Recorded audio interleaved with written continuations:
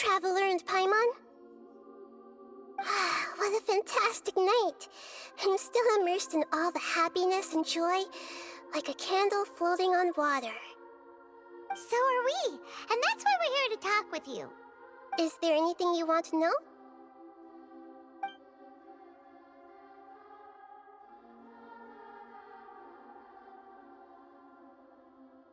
He's still in a coma.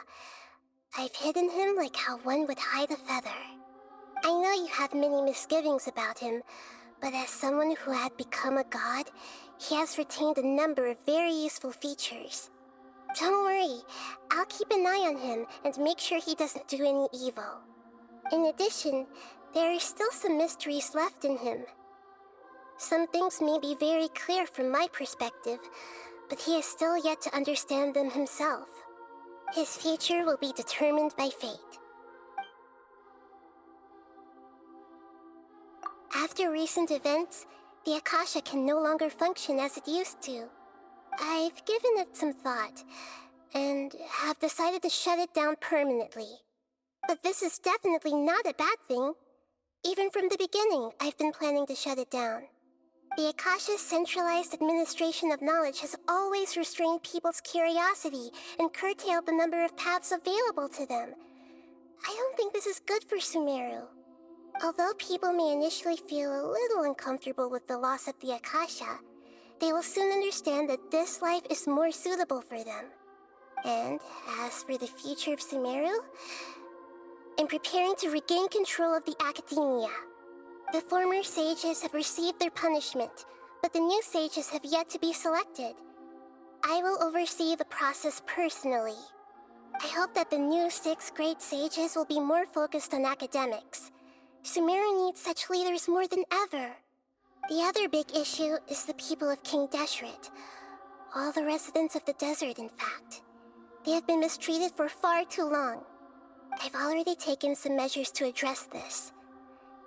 It will take some time to rebuild everything, but no matter if it's culture, friendship, or trust, we will rebuild it.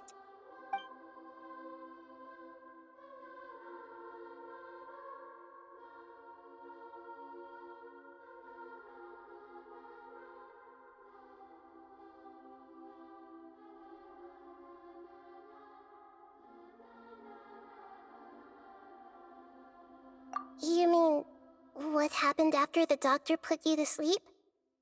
Not exactly. The top-ranked Fatui Harbingers, up to number 3, possess power comparable to that of gods. I was no match for him in that kind of situation. However, in spite of the bad situation, I still managed to make a fair deal with the doctor. I'm sure you remember the entity that changed your fate, the Heavenly Principles. In fact, the Heavenly Principles has been quiet since the Conria disaster 500 years ago. I used this point as leverage against the doctor. I told him that the Heavenly Principles may be awakened if I destroy the Gnosis. Although it was just a bluff, he still fell for it. I assumed that the Heavenly Principles wouldn't just stand by and let such extensive damage to its laws take place. And as for what I exchanged for the Gnosis, the exchange served as both punishment for the doctor, as well as a boon of new knowledge that I couldn't refuse as the God of Wisdom.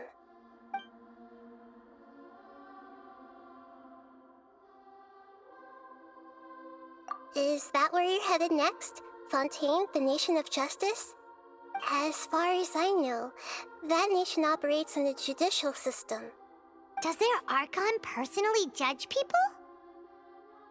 No, there's a Chief Justice in Fontaine. Generally speaking, the Hydra Archon, Focalor, won't preside over individual trials. However, even then, Focalor will still make herself present at just about every trial. It seems that she just likes to immerse herself in that sort of atmosphere. As Archon, she still reserves the right to influence the final verdict. Anyway, let's just say she's got, a very unique personality.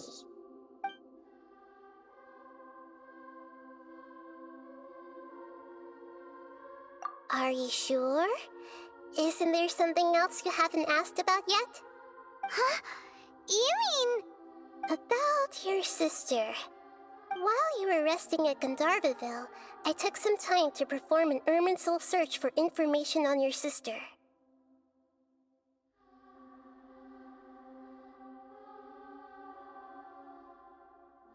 Yeah, isn't Irminsul a repository for all the information and memories of Teyvat?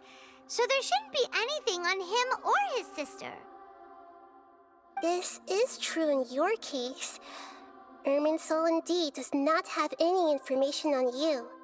However, there must be something different about your sister. Because, as it turns out, the world has recorded information on her after all. What?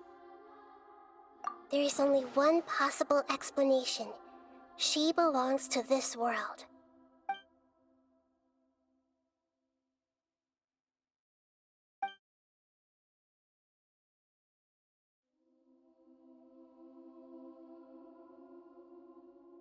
But nothing about this makes any sense! Wasn't this your first trip to Teyvat? According to the records I was able to access, your sibling suddenly appeared in Conria. After the Conria disaster, she began her journey through the 7 nations of Teyvat.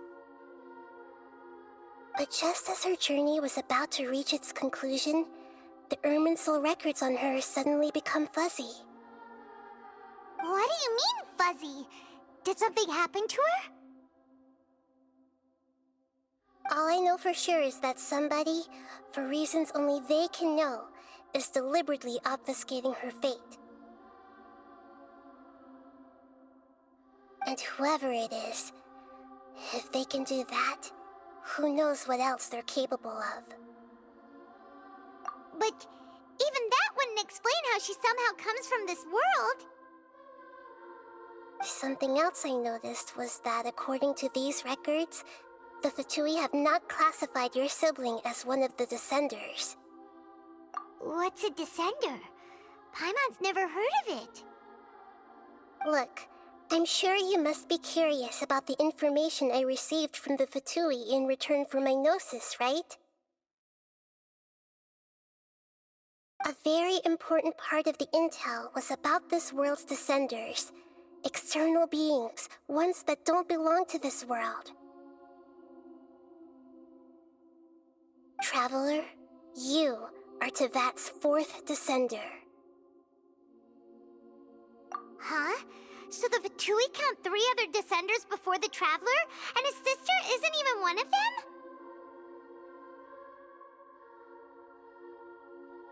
That's right. My current hypothesis is that the first Descender was likely what we now call the Heavenly Principles. As for the other Descenders, I still need to verify their existence. It could take me some time. Paimon's head's about to burst from all this crazy new information. And yet, even knowing all this, I'm sure you must still have a lot of unanswered questions. I must say, I truly regret that I can't help you more as the God of Wisdom. There are many questions in my heart as well. I will need some time to go through each one of them. And soon, you'll also begin your journey anew and depart from Sumeru. I'm very interested in your future. It's a journey that can't be observed or recorded by this world. If fate is the ultimate knowledge, then your future will be the ultimate fate. Paimon's sure glad we got to meet you, Nahida. The pleasure is all mine. I can't thank you enough. Alright, that's enough talk for today. If you ever miss me, just close your eyes, and maybe I'll appear in your dreams.